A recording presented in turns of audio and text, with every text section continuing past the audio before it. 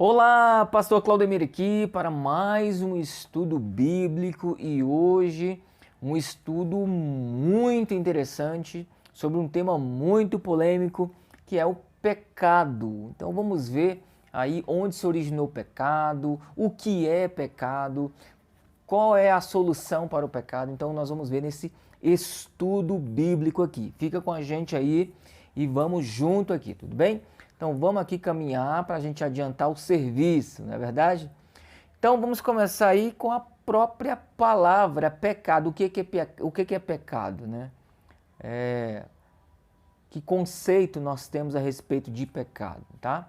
Então vamos lá. No hebraico e no grego comum, não é no grego moderno, ok? É no grego bíblico. As formas verbais em hebraico, em atá, e em grego hamartano, significa exatamente a mesma coisa, tanto numa língua quanto noutra, tanto no hebraico bíblico quanto no grego comum, certinho? No grego bíblico significa a mesma coisa, errar, ponto. E no sentido aqui, não de errar por errar, mas errar ou não atingir um alvo, um ideal ou um padrão, ok?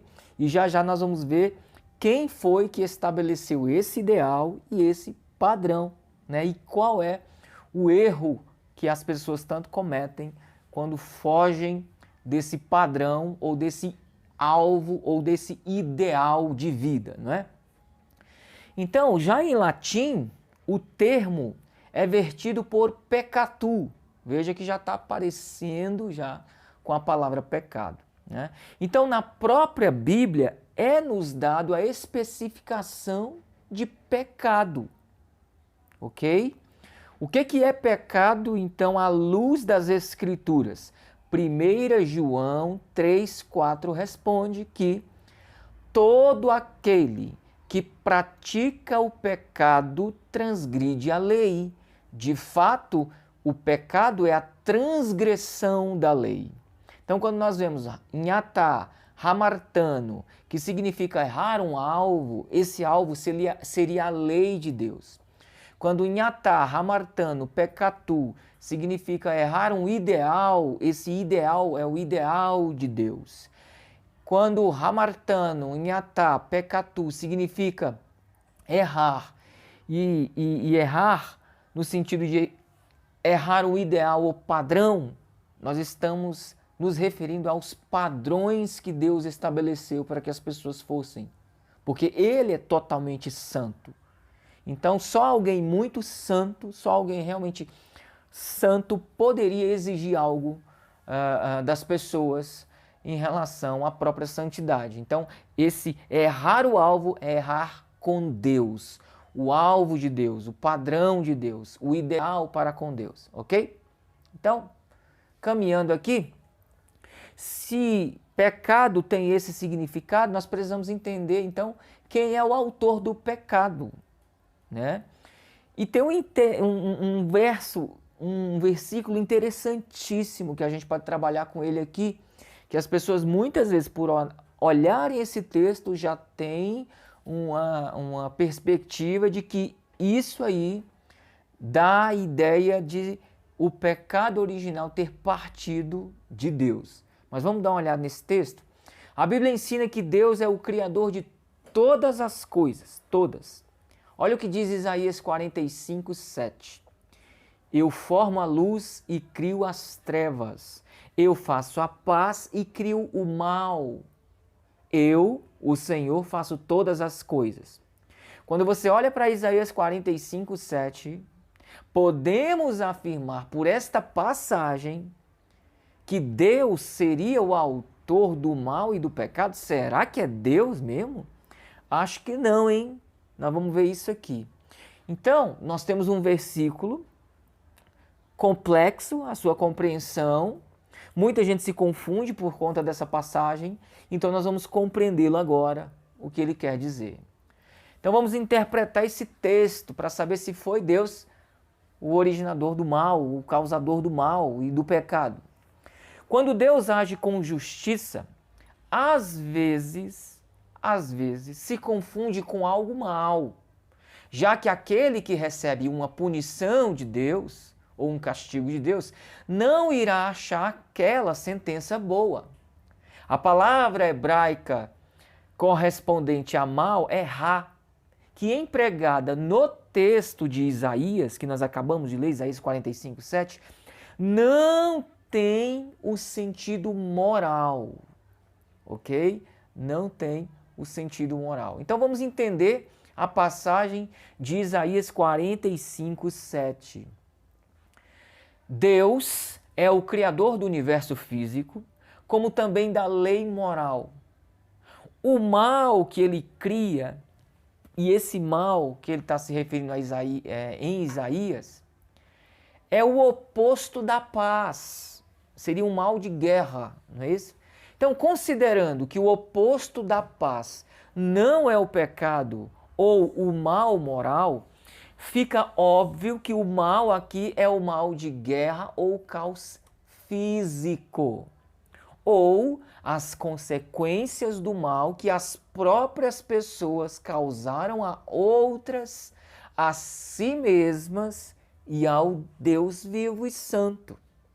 Então, na verdade, no texto de Isaías 45, 7, Deus só está fazendo justiça a pessoas más.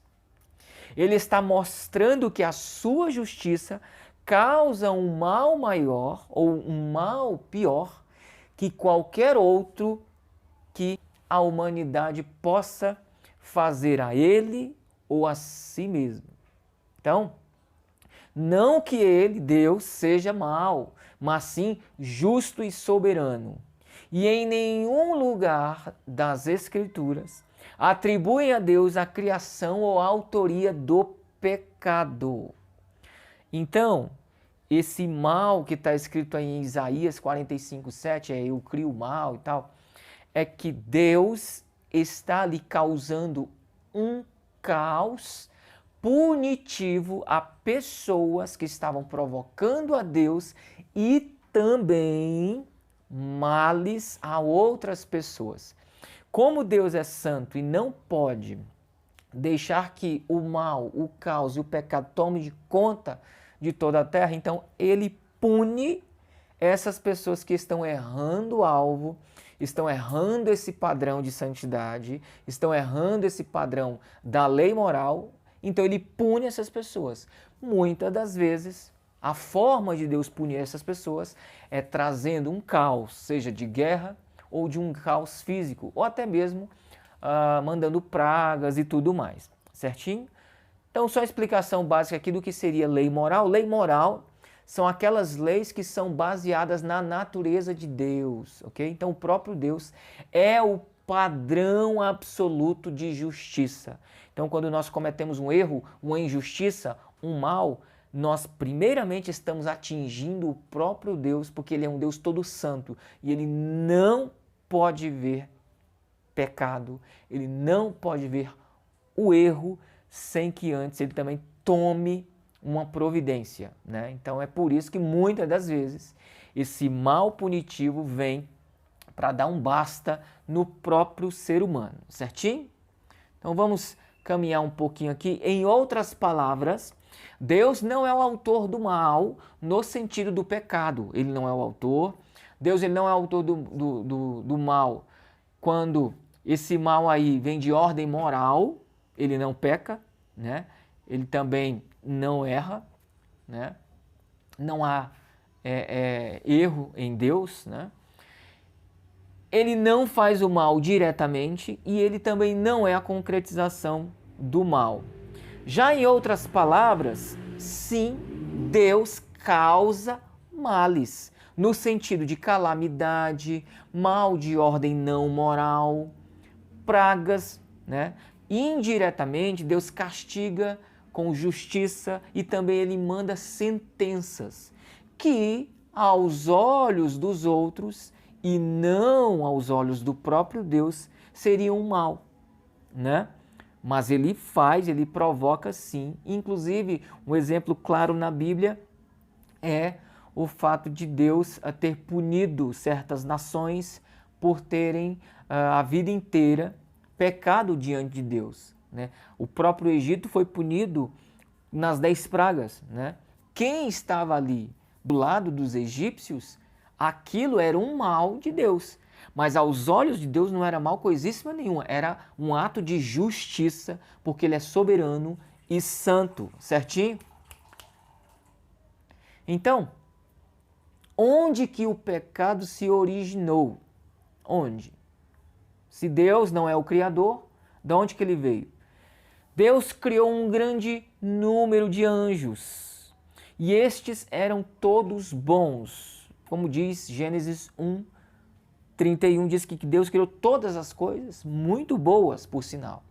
Mas ocorreu uma queda no mundo angélico, e essa queda lá nos céus, ao qual uma legião de anjos se apartaram de Deus, né? E a ocasião exata dessa queda não é indicada, mas em João 8:44, o próprio Jesus fala do diabo como assassino desde o princípio.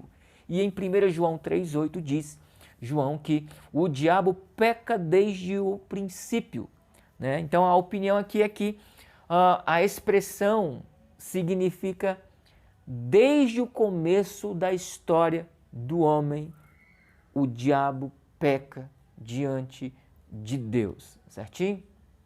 Então, mas então, qual foi o pecado do diabo? Se ele foi o primeiro causador de pecado, qual foi? Paulo escrevendo a Timóteo, a que nenhum neófito é recém-convertido, fosse designado bispo, ou um pastor, né?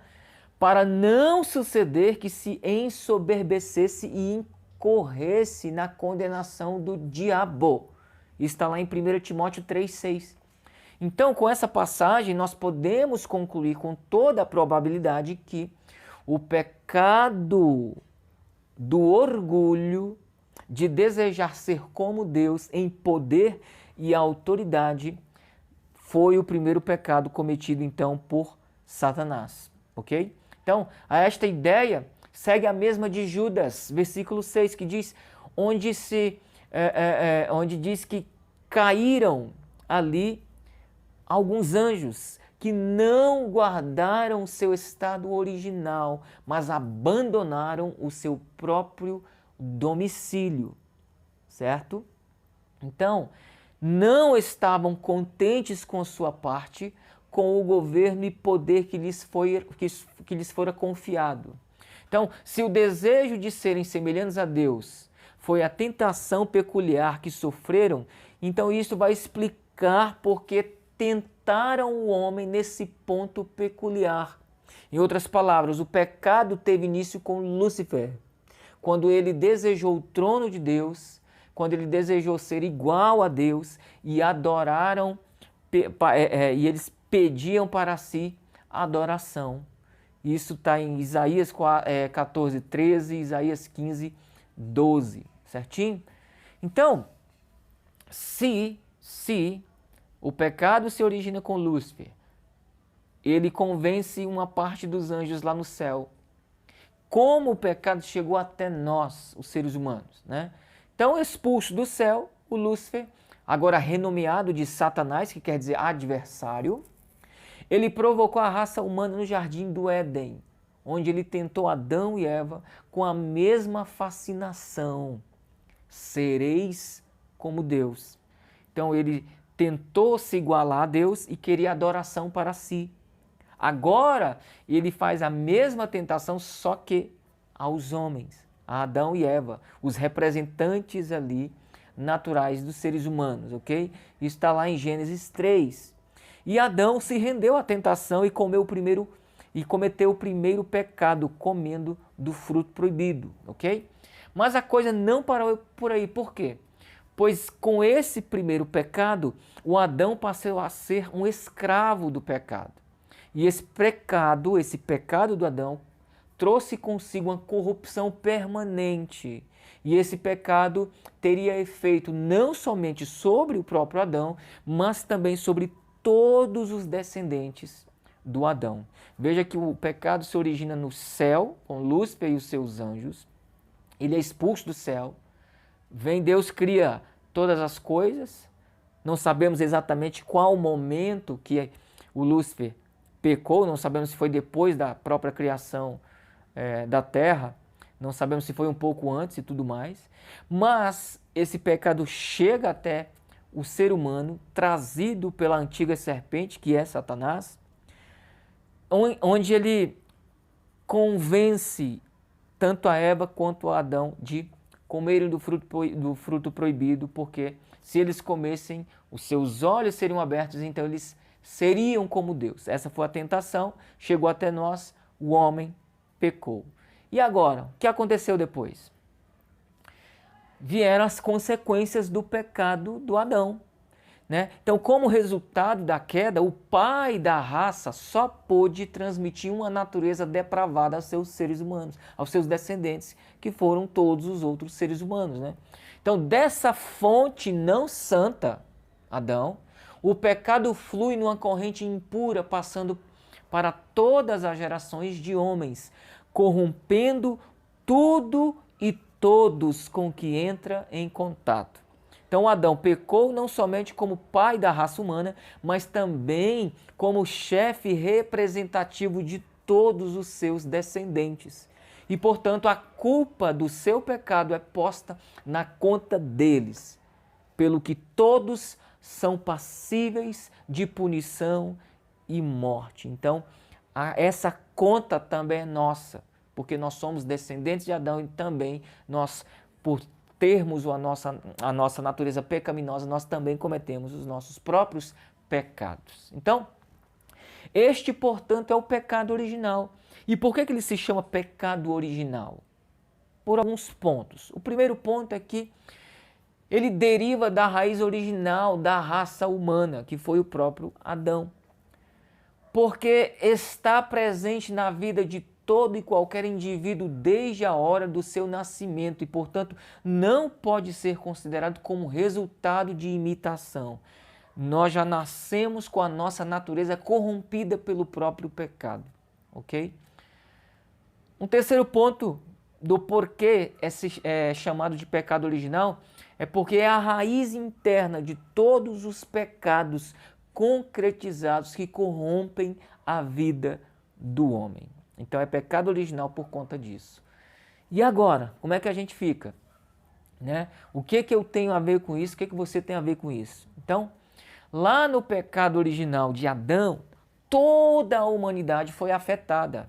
E nós somos culpados por causa do pecado de Adão, sim.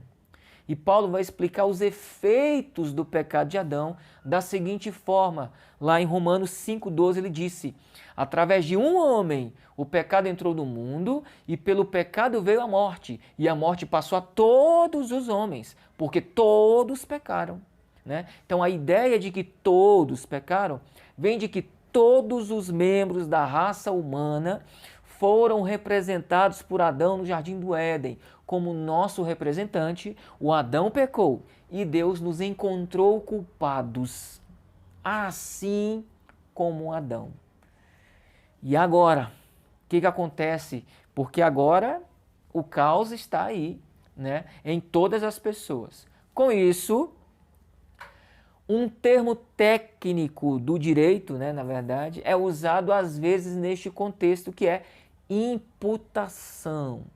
O que significa culpa atribuída a outro crime ou, culpa atribuída a outro o crime ou algum delito. Isso que é imputação. Então, Deus nos viu culpados também pelo pecado de Adão, ok?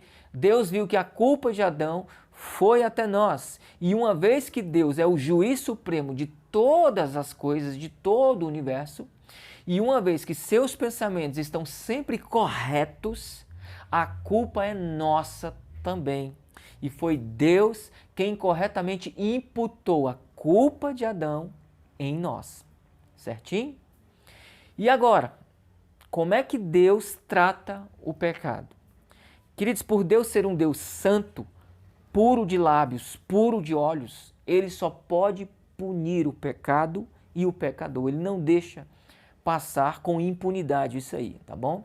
Então a punição é a penalidade que natural e necessariamente se requer do pecador por causa do seu pecado. É de fato um débito para com Deus o fato de nós termos pecado, ok?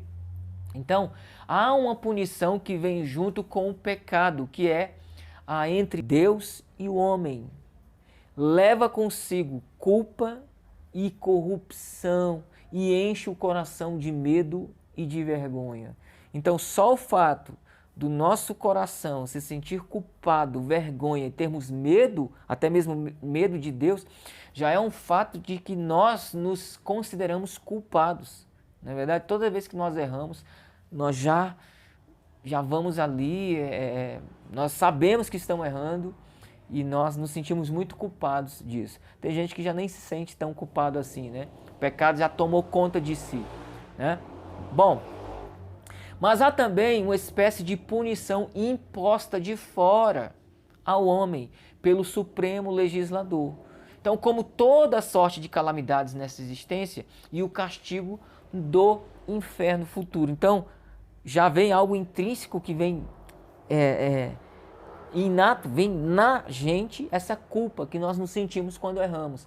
E além disso, vem uma outra culpa, já vem outra certa punição de Deus que é externo, né? Que vem calamidades nessa existência, né? Nós somos sim passíveis de punição de Deus aqui, Deus derrama sua justiça aqui e agora, e também Deus um dia lançará todos aqueles que não se arrependeram dos seus próprios pecados no inferno. Bom, com isso, o pecado afetou o homem e este passou a ter uma morte espiritual e também sofrimentos na vida. Morte espiritual. O pecado separa Deus do homem, isso quer dizer morte, pois é só na comunhão com o Deus vivo que o homem pode viver de verdade.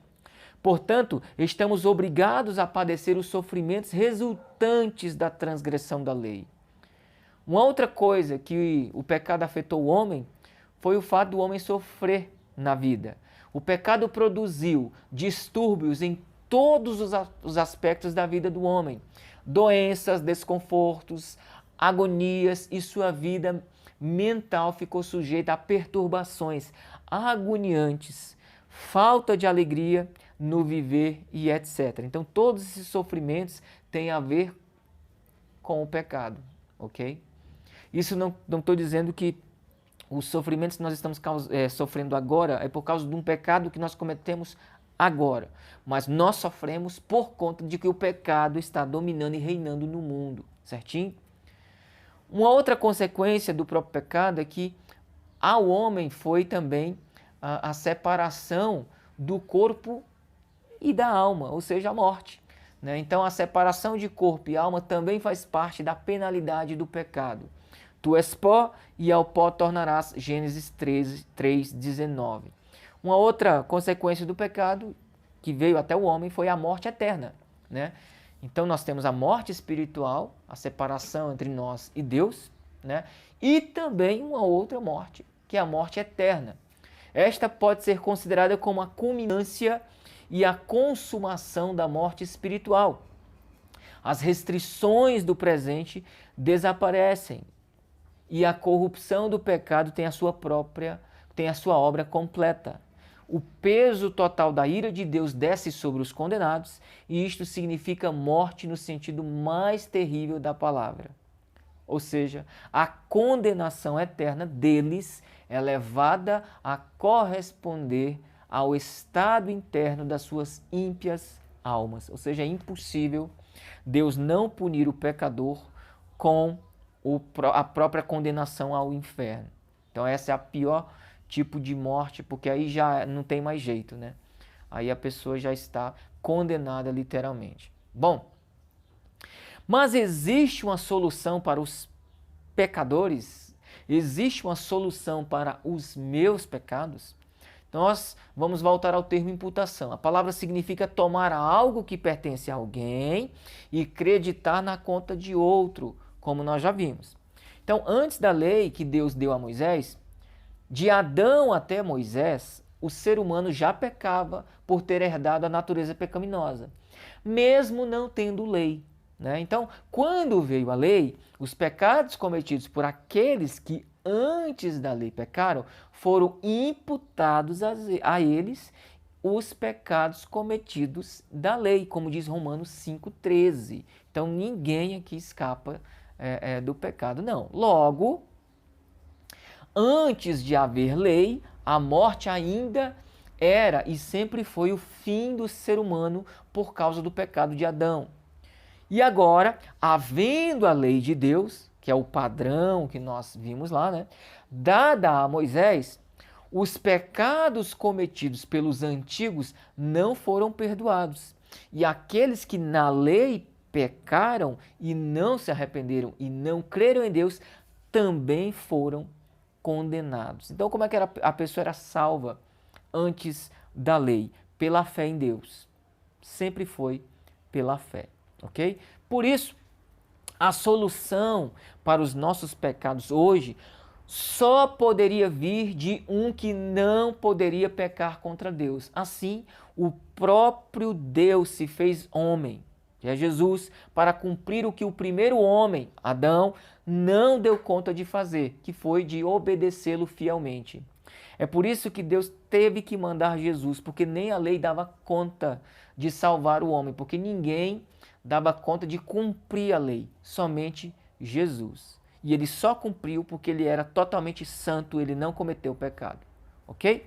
Então, por que somente Jesus é a solução e não a outra solução? Jesus Cristo não pecou, não desobedeceu a Deus e nem podia pecar, pois não era daqui e nem tinha sua natureza corrompida pelos pecados, pois ele não nasceu de homem e sim veio de Deus. Ele não foi gerado por seres humanos como nós e sim veio do Espírito Santo. Lembra que a nossa descendência ela é carnal, vindas de uma natureza corrompida lá no início por Adão? Então, o pecado de Adão foi imputado em nós. Logo, todos pecaram. Mas Jesus não pecou, porque ele não veio de Adão, ele não veio de semente humana, ele veio diretamente de Deus, ok? Além, é claro, dele ser totalmente santo e totalmente divino, ok? Ele tem um corpo humano, mas ele também era divino, ele é divino. Então, Deus enviou seu Filho para fazer uma obra redentora perfeita e completa, e de uma vez por todas a salvação dos que nele creem. Como é que Deus salva? Pela fé em Cristo Jesus, certinho? Por que Jesus sofreu tanto? Por quê? Porque Deus tratou Jesus como se fosse um pecador. Jesus sofreu, o seu corpo físico foi morto na cruz, e Deus pegou o que estava em nossa conta, lembra do termo imputação, e que era a morte eterna e a condenação eterna, né? E essa morte eterna e condenação eterna e os nossos pecados, ele creditou na conta de Jesus. Por isso que Jesus sofreu tanto, porque era assim que deveria ser punido o pecador. Então, ele pagou o preço que nós deveríamos ter pago, mas ele quis pagar por amor a nós. E Deus fez Jesus morrer por nossos pecados, o justo pelos injustos. E a solução para os nossos pecados sempre foi e sempre será Jesus, ok? Então só Ele pode nos dar a vida eterna, nos livrando assim de tamanha condenação, como diz 1 Pedro 3,18. Sendo assim, o que um pecador deve fazer? Crer que Jesus fez uma obra perfeita na cruz, cruz esta que era nossa, mas ele assumiu para si, né? E nós devemos reconhecer, portanto, que somos pecadores e devemos nos arrepender de todo o nosso coração. Então, Deus é o autor da nossa salvação e requer de nós obediência constante, assim como seu filho obedeceu em temor e reverência. Ele também exige isso de nós. Nós devemos entregar o nosso caminho ao Senhor Jesus. Isso e ponto. Porque a obra redentora, salvífica desse pecador que sou eu e você, Jesus já fez. Então nós devemos crer que essa obra ela é suficiente para nos salvar. Que assim seja. Amém? Deus te abençoe sempre.